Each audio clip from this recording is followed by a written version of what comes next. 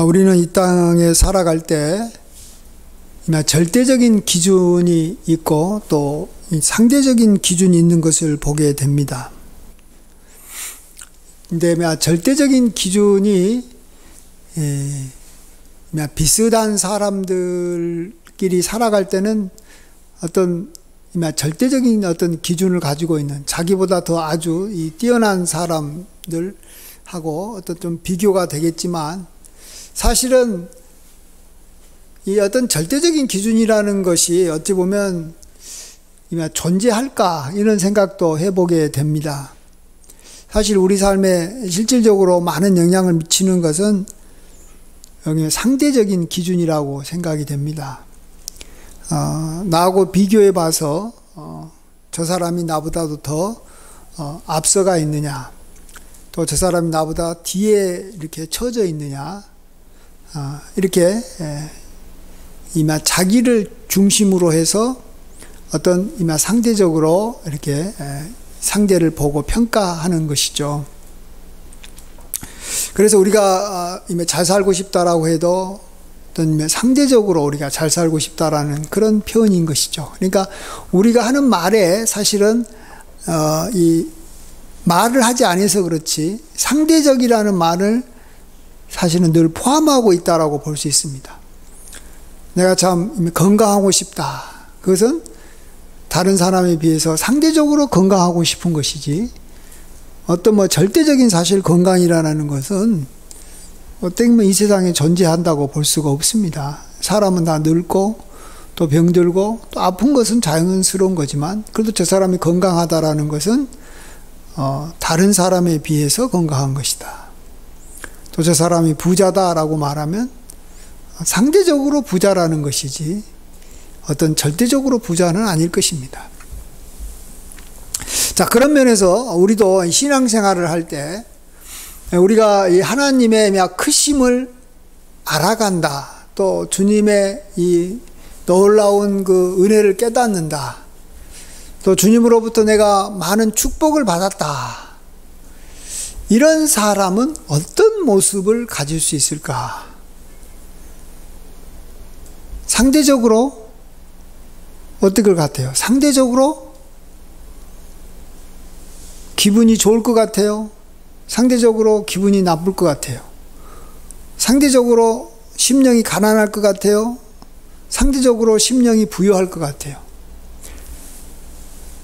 하나님의 크심을 알았을 때 우리에게 나타난 모습은 어쩌면 이미 나와 주님과의 비교이기 때문에 상대적으로 우리는 굉장히 낮아지게 되고 굉장히 우리가 이렇게 엎드리게 된다고 볼 수 있습니다.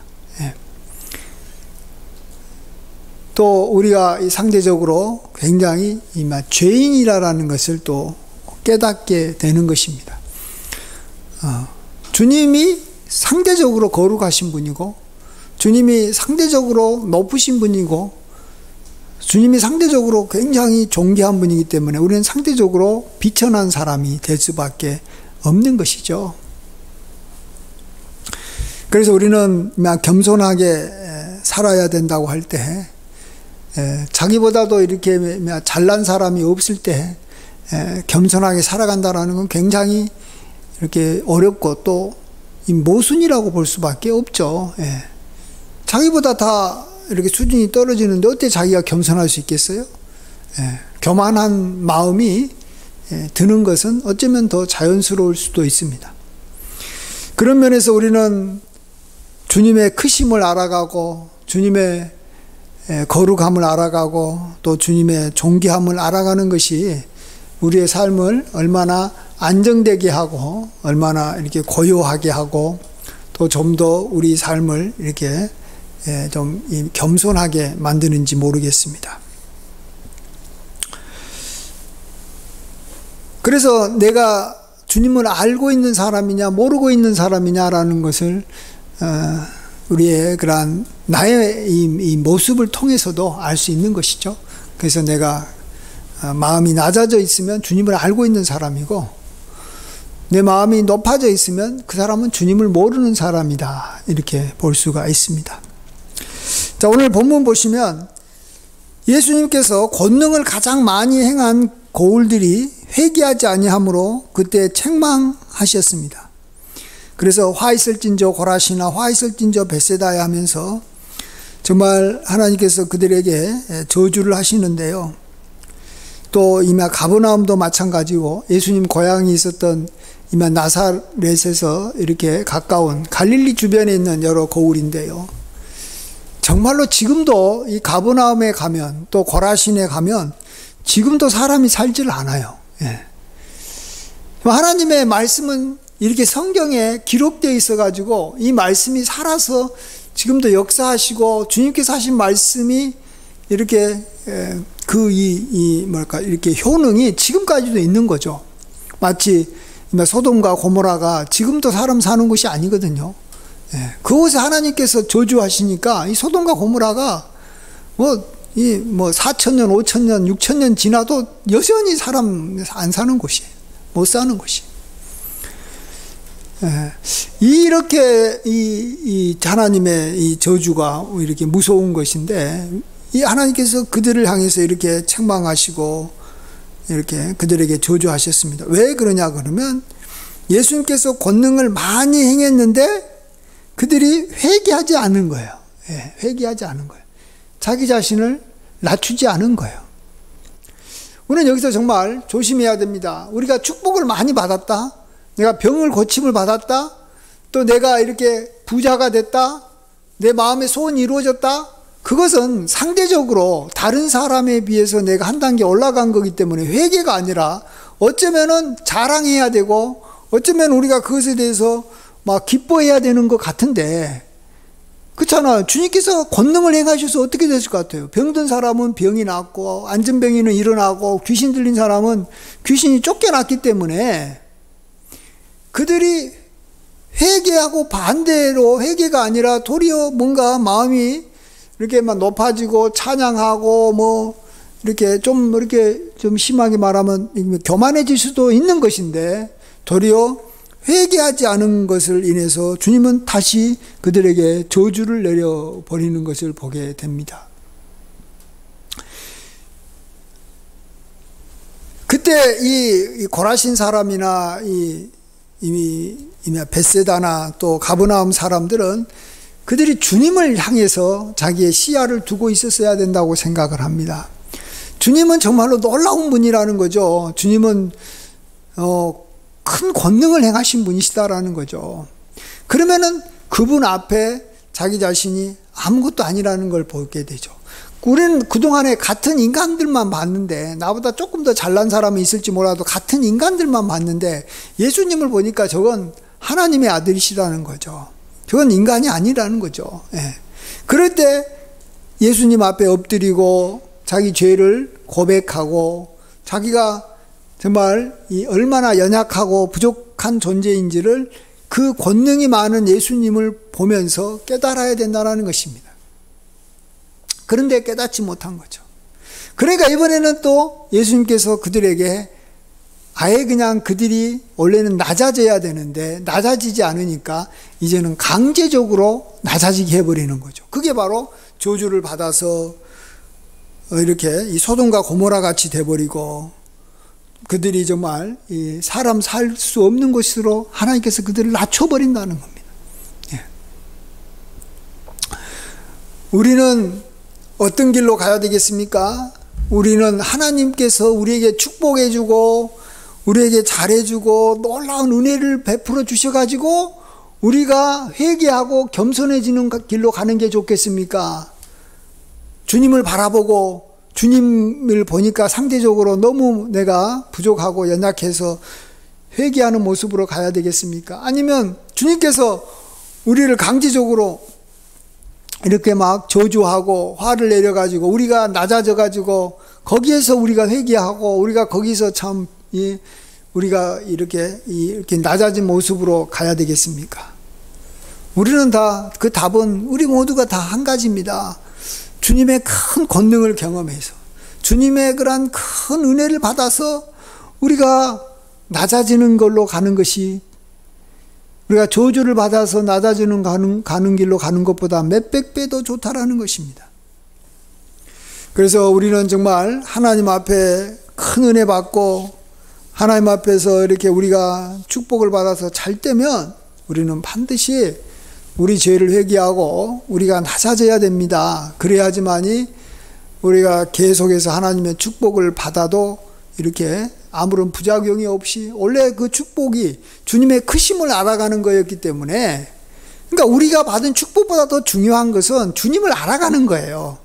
사람은 그냥 하나님께서 축복해 주시면 어떤 분들은 그냥 자기가 받은 축복에 빠져가지고 자기가 그냥 그곳에서 자기 자랑하고 자기를 높이다가 이렇게 이 고라심과 벳세다 같이 되어버리는데, 우리가 그렇게 되면 안 되는 것입니다.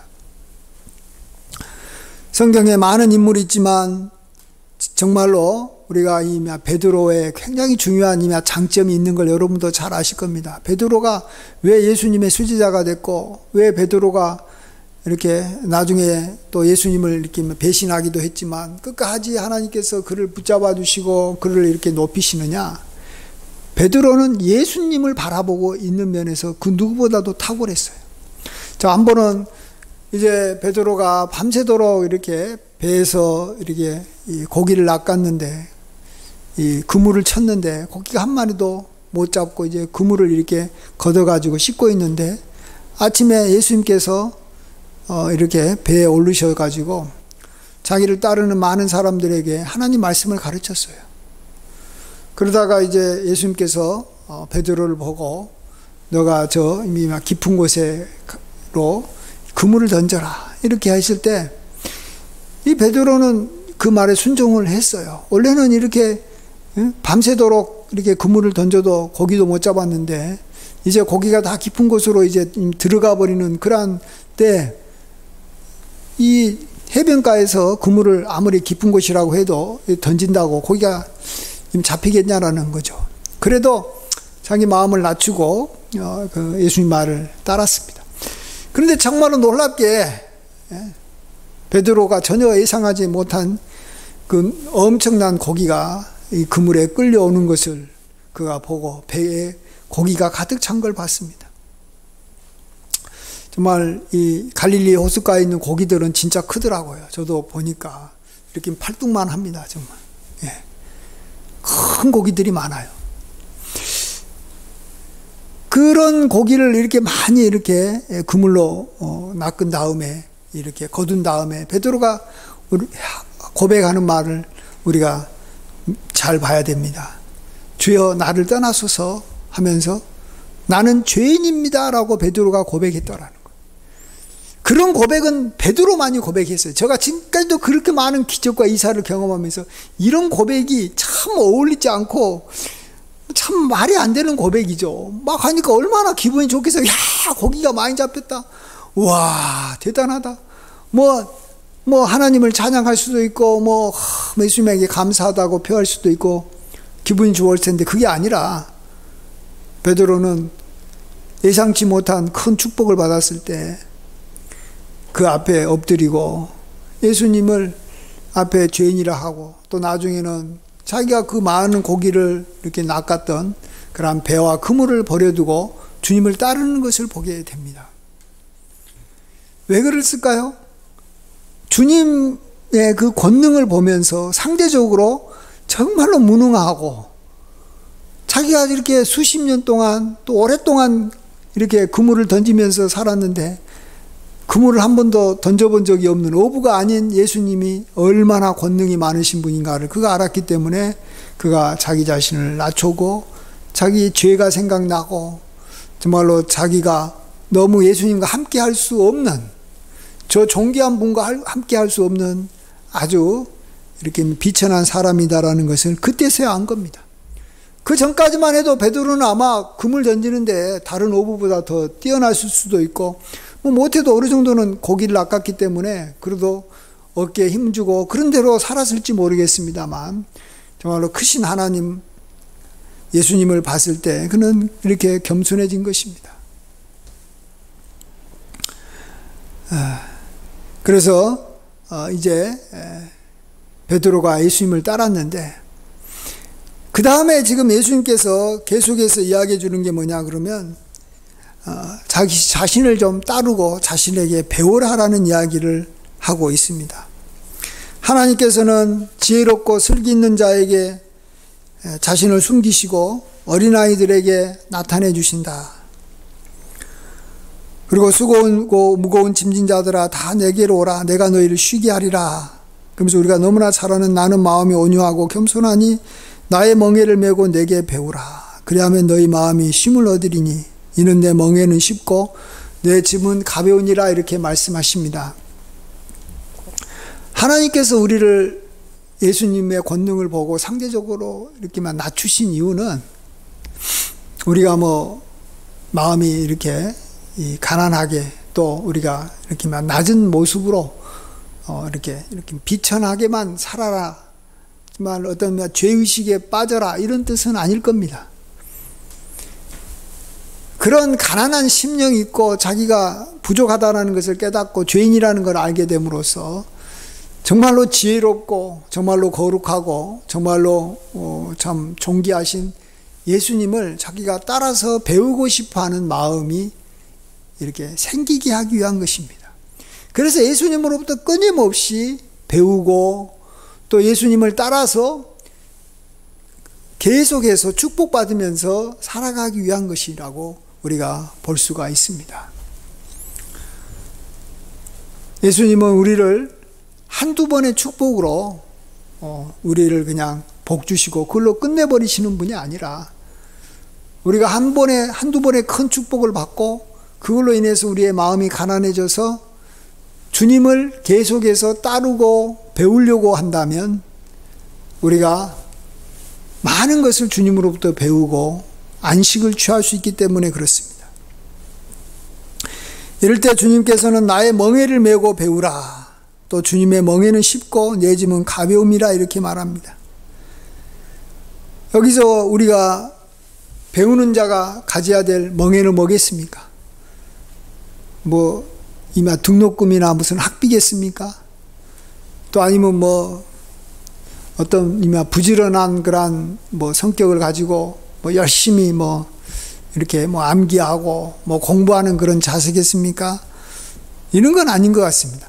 오늘 이렇게 이 예수님께서 고라신과 베세다 또 가버나움에서 행한 그런 큰 권능을 통해서 기대했던 것이 뭐냐 그러면 그들이 회개하는 거예요. 회개하는 거예요. 자기 자신을 이렇게 스스로가 낮추고 자기의 부족함을 인정하는 거예요.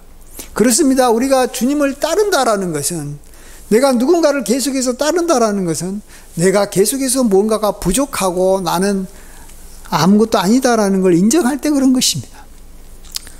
옛날에도 이렇게 이 높은 수준의 이렇게 무술을 이렇게 가르치는 이 도사한테 밑에 이 제자들이 많이 있지만 처음에는 다 이렇게 이 도사를 통해서 막 배웁니다. 그런데 어느 정도 수준이 되면 이제는 이 도사하고 그 자기의 스승하고 그 제자들이 이렇게 비슷해지고 나중에는 이 젊은이 제자들이 도사보다 수준이 더 이렇게 높아지는 거예요. 그렇게 되면 늘 하는 말이 있죠. 이제 하산하라 하는 거죠. 이제 여기 무술 도장을 떠나서 이제 세상에 나가서 너가 배운 그러한 이 무술을 가지고 악한 사람을 무찌르고 선한 일에 너의 어떤 이 검수를 활용하라라는 거죠. 그런데 우리는 주님을 향해서 따라갈 때 하산할 수가 없는 것을 아셔야 됩니다.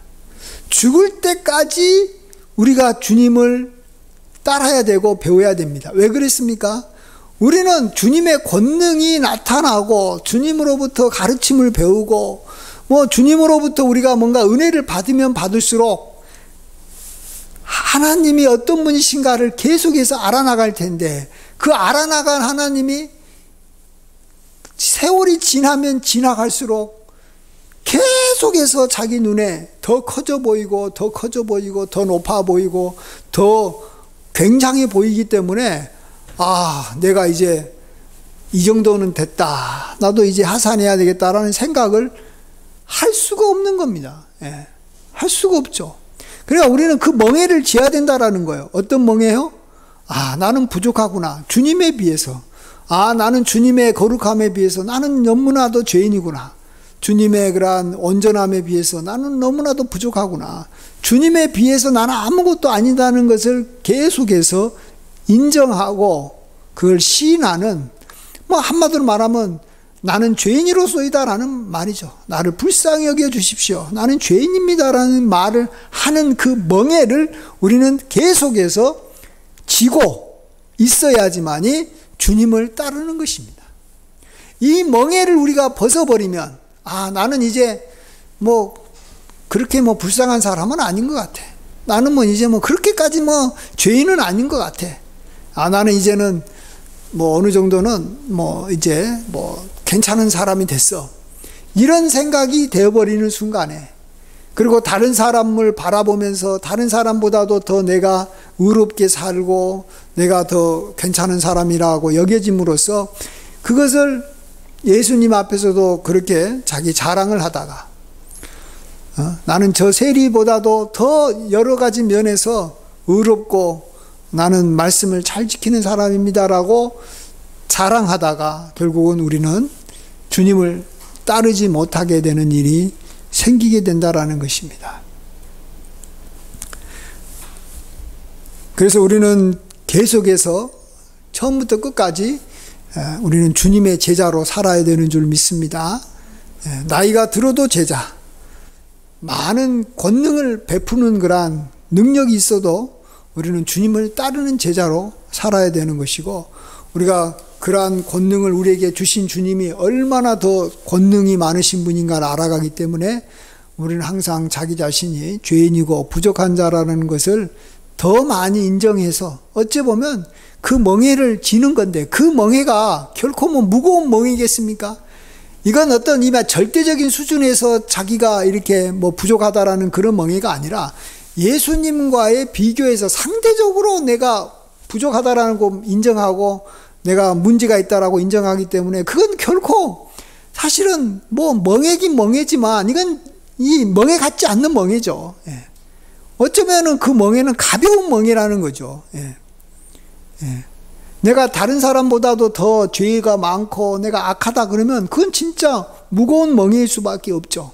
그러나 예수님에 비해서 내가 악하고 죄인이다라는 것은 그건 가벼운 멍에인 줄 압니다. 그거 어찌 보면 그 멍에가 우리에게는 더 우리의 마음을 안정되게 하고 성경에도 우리가 천국을 우리가 소유하게 되는 첫 번째 방법이 심령이 가난한 건데, 우리의 심령을 가난하게 만들어 주잖아요. 가난하게 계속해서 만들어 주기 때문에 그 멍에가 얼마나 우리에게 도움이 되고 또 가벼운지 모릅니다.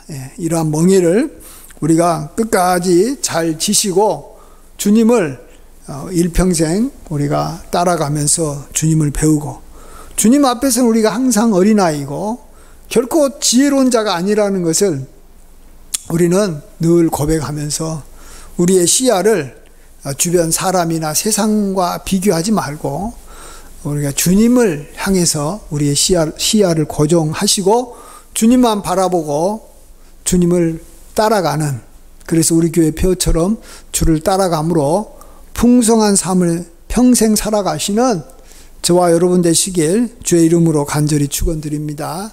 아멘. 기도하겠습니다. 아버지 하나님, 주님 앞에서 우리는 늘 죄인이고 부족할 수밖에 없습니다. 권능이 많으신 주님을 볼 때 우리는 권능도 하나도 없는 너무나도 연약하고 부족한 자들임을 고백합니다. 주님의 놀라운 지혜 앞에 우리가 얼마나 미련하고 어리석은지도 우리가 늘 깨닫게 됩니다. 그것이 우리가 짊어져야 될 멍에인 줄 믿습니다. 그 멍에를 지어야지 우리가 주님을 따르며 주님께 배우고 또 주님을 이렇게 우리가 알아갈 수 있사오니, 또 주님으로부터 축복을 받을 수 있사오니, 이 멍에 지는 것을 우리가 항상 즐거워하게 하여 주시고 이 멍에가 쉽고 가볍다라는 것을 우리가 항상 기억하며 주님을 따르게 하여 주시옵소서. 모든 영광 주님께 돌려옵고 예수님의 이름으로 기도하옵나이다. 아멘.